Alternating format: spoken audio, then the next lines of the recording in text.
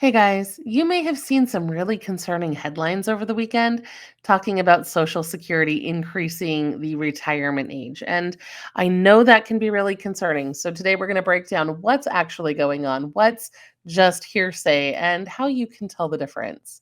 So let's dive into that. And of course, if you have Medicare, our sponsor chapter is great at helping you make sure that you're getting the most out of those benefits.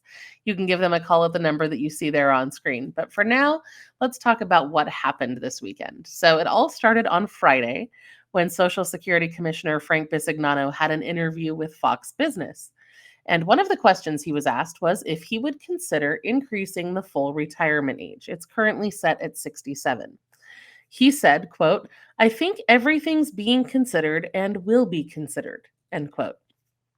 Now, you and I can tell that that's a pretty non-committal answer, right? He didn't say whether or not that was going to happen, just that it was being considered. But that ignited an absolute firestorm of speculation that has set off all sorts of different misleading headlines and confusing updates. And today we're going to talk about what is going on, what increases are actually happening, because there is one, what is just speculation, and what would happen for you if they do implement this change, and just all sorts of things that you need to know. So I hope you'll stick with me. We do know that they have to do something to fix Social Security, right? We've done tons of videos on this about how those trust funds are expected to be depleted by 2034. And when that happens, everyone could see a 20% benefit cut as they shift from being able to draw from the trust fund to relying solely on the payroll taxes that are coming in. And I know a 20% cut would be absolutely devastating for most people who rely on Social Security, because most people who get that rely on it as their main source of income. So some action has to be taken, right, to make sure that these funds are going to be available for the people who need it. So some proposals have suggested raising the full retirement age to 69 or even 70 in some cases to try to help keep Social Security solvent. Now, bumping it up just by those few years could reduce the average lifetime benefit by between 8 and 13% for future retirees, which definitely hurts. But they say that the goal is to strengthen Social Security's finances so that it's there for those who need it. Now, there's trade-offs with that, right? Because there are many low wage and physically demanding jobs where working longer is really, really hard, if not impossible to do. So raising the age could push more people into claiming early and locking in smaller checks for the rest of their lives. And there's a lot of consequences to a decision like this. So it's a really hard decision to make.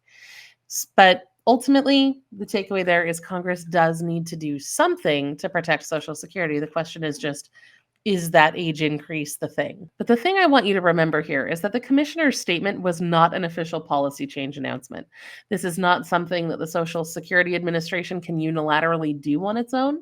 It does require congressional approval to change that retirement age. The one change that is happening has been in the works for a very long time. It is not a new announcement.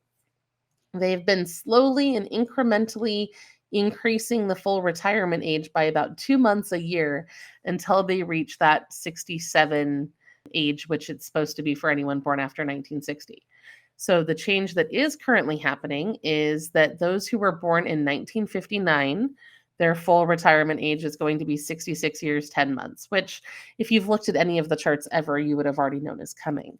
Next year, they are going to bump that full retirement age up to age 67, and then that's where it's going to stop unless they do implement some sort of additional age increase. However, that really doesn't seem very likely, because shortly after that interview aired and this just absolute storm of headlines started to come out, the Social Security Administration made a post to the social media platform X, which was formerly known as Twitter. And they said, quote, "Let me be clear. President Trump and I will always protect and never cut Social Security.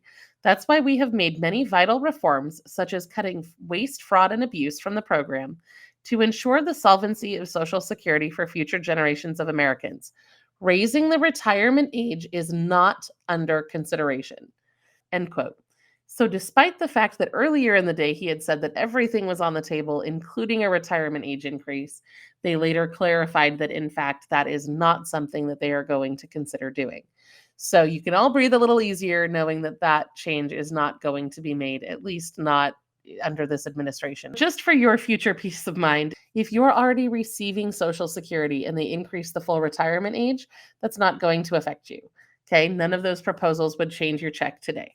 If you're near retirement, like you're in your late 50s or early 60s, today's schedule is probably still going to apply to you. As you've seen, like we discussed, they usually phase those age changes in very gradually, like 2 months at a time. So those proposals or any changes that they make would be more likely to impact younger workers than those who are already near retirement.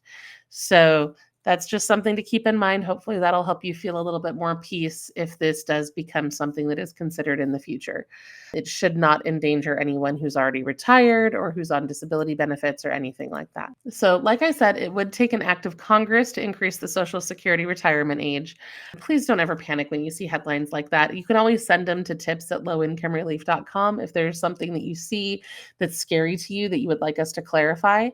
We can always make a video to help you understand what's going on there. So we always appreciate hearing from you guys as well. So with that in mind, don't forget to call our sponsored chapter for guidance on how to make sure you're getting the very best out of your Medicare benefits. And we will be back tomorrow with more ways that you can save money and get free stuff. I'll see you there.